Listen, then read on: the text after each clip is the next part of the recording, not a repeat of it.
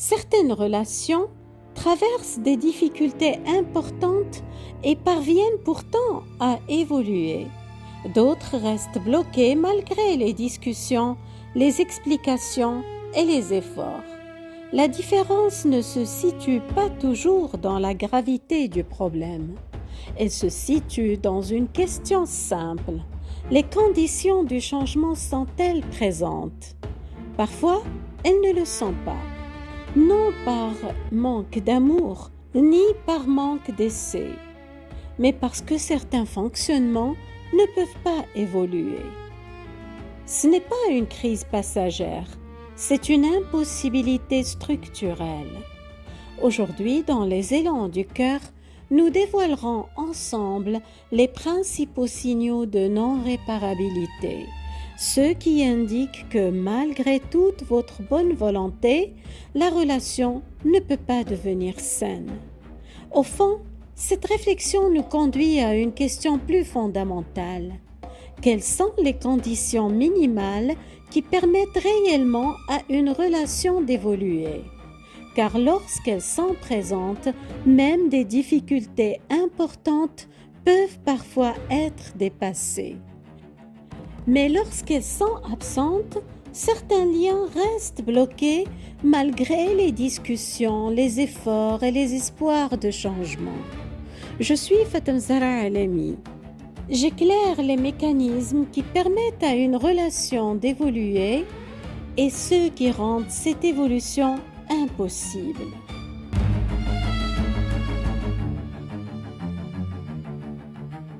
Toutes les difficultés relationnelles ne conduisent pas à une impasse.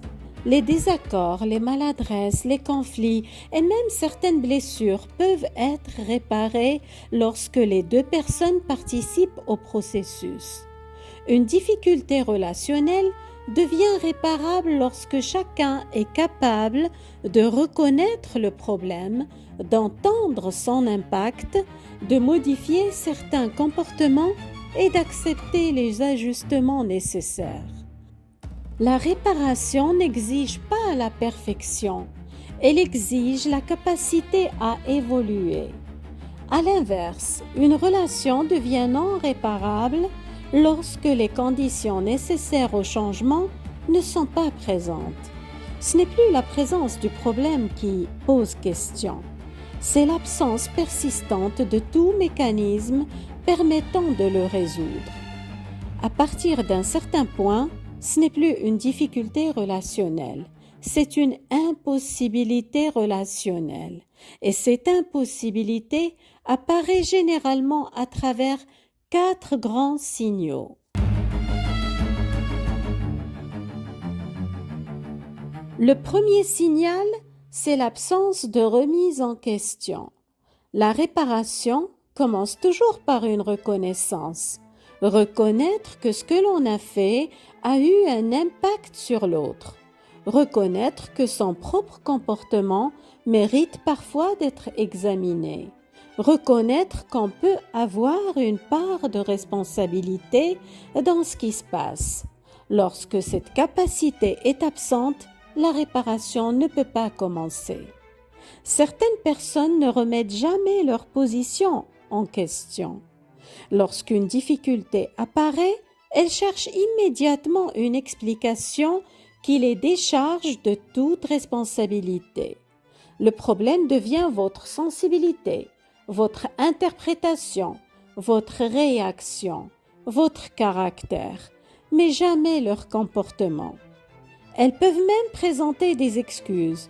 Cependant, ces excuses restent souvent superficielles. Désolé si tu l'as mal pris, tu es trop sensible, ce n'était pas mon intention. Dans ces situations, l'impact réel n'est jamais reconnu. La responsabilité est déplacée, mais il existe parfois un niveau encore plus profond. Certaines personnes semblent incapables d'intégrer une information qui remettrait en cause l'image qu'elles ont d'elles-mêmes. Elles ne se contentent pas de refuser de changer. Elles réorganisent leur perception de la réalité pour éviter d'avoir à reconnaître leurs responsabilités. Les faits sont minimisés.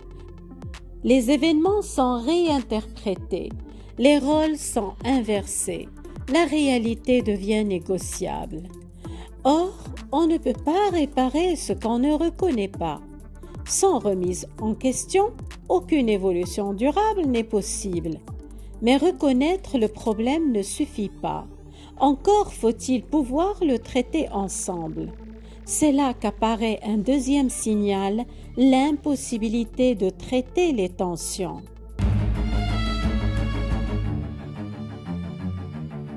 Toutes les relations connaissent des tensions.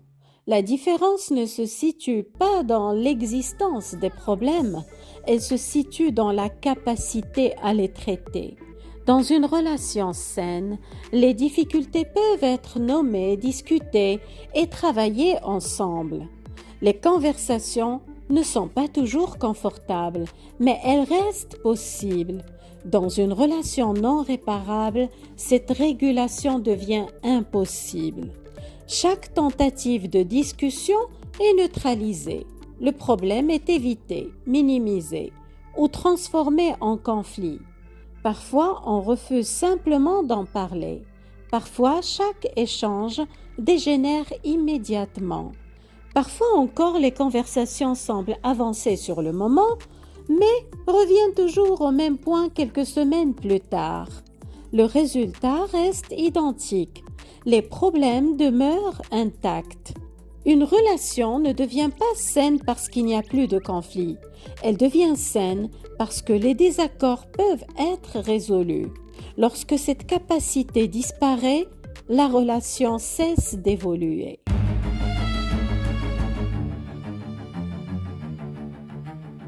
Le troisième indicateur de non-réparabilité est la répétition. Vous avez expliqué, clarifié, posé des limites. L'autre a entendu, compris, parfois reconnu le problème. Il s'est même excusé. Et pourtant, les mêmes comportements reviennent. C'est ici qu'il devient important de distinguer les paroles de la direction réelle que prend la relation à travers les actes répétés. Une excuse peut être sincère, une promesse aussi. Mais la véritable question est toujours la même. Que se passe-t-il dans le temps? Lorsque les mêmes comportements persistent, malgré une compréhension claire de leur impact, nous ne sommes plus face à une maladresse ponctuelle. Nous sommes face à un fonctionnement stable.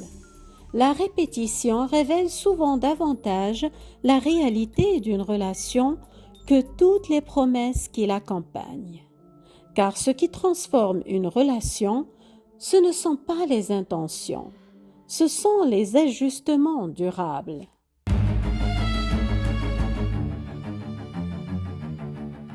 Une relation saine repose sur une forme de coopération. Elle suppose que les besoins des deux personnes puissent exister dans le même espace. Elle suppose des ajustements réciproques, des compromis. Mais dans certaines relations, cette logique collaborative n'existe pas. L'autre ne cherche pas à construire avec vous. Il cherche essentiellement à préserver sa position. Il veut être compris sans chercher à comprendre. Il veut être respecté sans respecter. Il veut que vous vous adaptiez sans s'adapter lui-même. Cette incapacité à collaborer s'accompagne souvent d'une tolérance à l'irrespect. Vos limites sont minimisées. Vos besoins sont considérés comme secondaires. Vos demandes sont perçues comme excessives. La réciprocité disparaît progressivement. Or, une relation ne peut pas évoluer lorsqu'une seule personne porte l'ensemble des ajustements. La réparation est toujours un processus collectif. Quand la coopération devient impossible, la réparation le devient également. Certaines relations rencontrent des difficultés importantes et parviennent à les dépasser. D'autres restent enfermées dans les mêmes impasses pendant des années. D'où l'importance de repérer ce qui ne laisse pas une relation évoluer sainement. Nous avons nommé l'absence de remise en question. La personne ne reconnaît jamais l'impact de ses actes sur vous. Le refus de régulation. Aucun ajustement réel n'est possible. La répétition des mêmes comportements malgré leur compréhension. L'incapacité à collaborer dans le respect des limites et de la réciprocité. Lorsque ces signaux s'installent durablement, l'énergie investie ne produit plus de transformation, non pas parce que vous n'avez pas assez essayé, mais parce que les conditions nécessaires au changement ne sont pas présentes. Beaucoup s'épuisent alors à vouloir réparer ce qui ne peut pas l'être, à croire qu'une énième explication finira par transformer l'autre, à espérer que l'amour, à lui seul, comblera le vide laissé par l'absence d'engagement et l'absence de remise en question. Mais l'amour ne comble pas ce vide. La question n'est pas toujours de savoir ce qu'une relation pourrait devenir si tout changeait. La question est parfois de regarder honnêtement ce qu'elle produit lorsqu'elle ne change pas. Et certaines réponses se trouvent déjà là. Comprendre cela permet parfois de cesser d'évaluer une relation à partir de son potentiel théorique et de commencer à l'observer à partir de sa réalité.